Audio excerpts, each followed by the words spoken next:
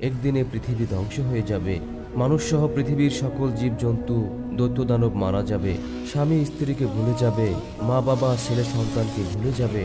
জমিন ও আসমান কম্পিত হতে থাকবে, জমিন ফেটে যাবে, বাড়ি গাড়ি পাহাড় পর্বত ধ্বনিত তুলার মতো উঠতে থাকবে। অতঃপর শুরু হবে এক নতুন জীবন। সেই জীবনের নাম আখিরাত। সবাইকে এই দুনিয়ার সকল কাজকর্মের হিসাব দিতে হবে।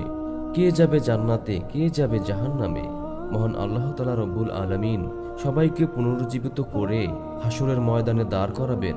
সেদিন প্রত্যেক মানুষকে 5টি প্রশ্ন করা হবে। হাদিস শরীফে এসেছে, কিয়ামতের দিন কোনো আদম সন্তান 5টি প্রশ্নের উত্তর দেওয়া ছাড়া এক পাও নড়তে পারবে না।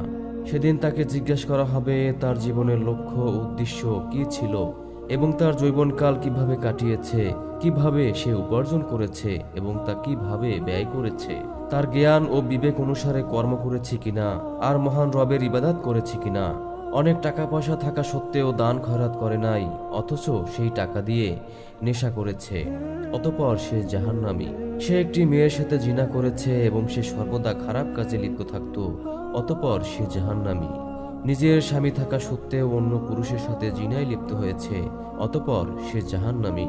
ইসলামের দৃষ্টিতে সুদ ঘুষ হারাম, এই হারাম কাজে লিপ্ত হওয়ায় অতঃপর সে জাহান্নামী।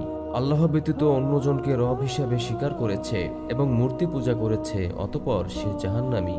যারা তাদের কৃতকর্মের কারণে জাহান্নামে যাবে তারা অনন্তকালের জন্য জাহান্নামের কঠিন শাস্তি ভোগ করতে থাকবে। যে ব্যক্তি গরিব মানুষের পাশে দাঁড়িয়েছে, দান খয়রাত করেছে, অতঃপর সে জান্নাতি। হালাল পথে টাকা রোজগার করেছে এবং নামাজ কায়েম করেছে, অতঃপর সে জান্নাতি। অসহায় মানুষদের সেবা করেছে এবং মানুষের উপকার করেছে, অতঃপর সে জান্নাতি। কুরআন ও হাদিসের আলোকে জীবন পরিচালনা করেছে এবং আল্লাহর আদেশ নিষেধ মেনে চলেছে, অতঃপর সে জান্নাতি।